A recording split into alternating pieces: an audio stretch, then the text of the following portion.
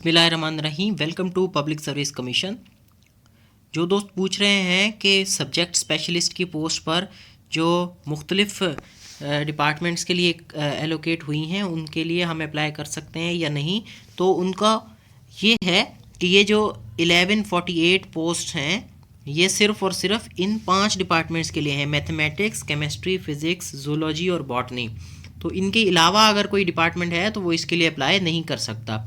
दूसरी बात आ गई कि इक्विवेलेंट डिग्री होती है, जिस तरह से बीएससी है या जो और इसके अलावा ज़ूलॉजी के अलावा जो है ना बायोकेमिस्ट्री है और इसी तरह की जो भी दूसरी हैं, फ़िज़िक्स है और इसकी अलाइड साइंसेस जो भी हैं, न्यूक्लियर फ़िज़िक्स है या दूसरी जो भी फ़िज़िक्स हैं, तो वो लोग अप्लाई कर सकते हैं या नहीं। तो वो लोग बिल्कुल इसके लिए अप्लाई कर सकते हैं, क्योंकि उनका इसमें लिखा होता है कि कोई भी ये और इसके अलावा जो पोस्ट हैं इन रिलेवेंट सब्जेक्ट, ठीक है, वो इसके लिए अप्लाई बिल्कुल कर सकते हैं। और उसके साथ साथ उनको एमएड की जो शर्त है वो तो ख़त्म कर दी गई है। तो अब ये लोग जिनके पास एलाइड साइंसेस में डिग्रीज़ हैं तो वो बिल्कुल इसके लिए अप्लाई कर सकते हैं, और उनका प्रोसीजर वही होगा कि वो अपनी डिग्री इसमें प्रोवाइड करेंगे और अपनी जो उनकी वेरिफिकेशन होती है, जैसे जिस तरह से डिग्री की सर्टिफिकेशन, वो भी इसके साथ अटैच कर देंगे। तो इससे पता चल जाएगा कि भाई इसने बाकी बायोलॉजी में ही किया हुआ है, और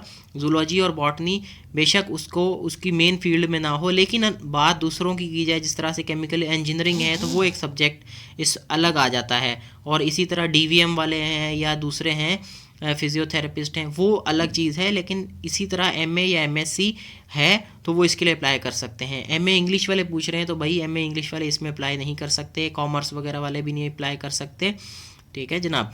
तो ये इन्फॉर्मेशन देनी थी। तो इसके अलावा आपको कोई इन्फॉर्मेशन चाहिए कि आपने माइनॉरिटी कोटा में किस तरह से अप्लाई करना है, डिसेबल में किस तरह से करना है, या उसके अलावा एज रिलैक्सेशन किस तरह से क्लेम करनी है, तो वो एक सेपरेट उस पर ऊपर वीडियो बनी है। चालान एक ही पे होगा, बेशक आप जो है ना भले डिसेबल में कर रहे हैं या माइनॉरिटी कोटा में कर रहे हैं, तो एक पोस्ट के लिए एक, मिसाल के तौर पे आप जूलॉजी पर कर रहे हैं तो एक ही चालान आपने पे करना है।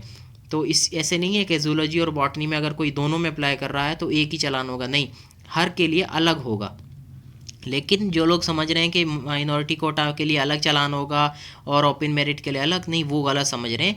भले किसी भी कोटा पे अप्लाई कर रहे हैं तो चालान एक ही होगा, और आपकी जो मेरिट है वो इसी तरह से बनेगी कि पहले ओपन मेरिट को सीटें एलोकेट होती हैं, फिर उसमें से अगर आप उसमें एलोकेट नहीं होते तो आपको देखा जाएगा कि आप माइनॉरिटी कोटा में आ रहे हैं या नहीं। अगर आप नॉन मुस्लिम हैं तो वो माइनॉरिटी कोटा में आपको सीट दी जाएगी। तो इस तरह से जो लोग अगर माइनॉरिटी में भी हैं और डिसेबल्ड भी हैं, फिर वो माइनॉरिटी में पहले आएंगे और उसके बाद डिसेबल कोटा में भी उनको चांस होगा कि वो उसमें भी अवेल अपना चांस कर सकते हैं। तो इस तरह की ये क्लैरिफिकेशंस मैंने देनी थी।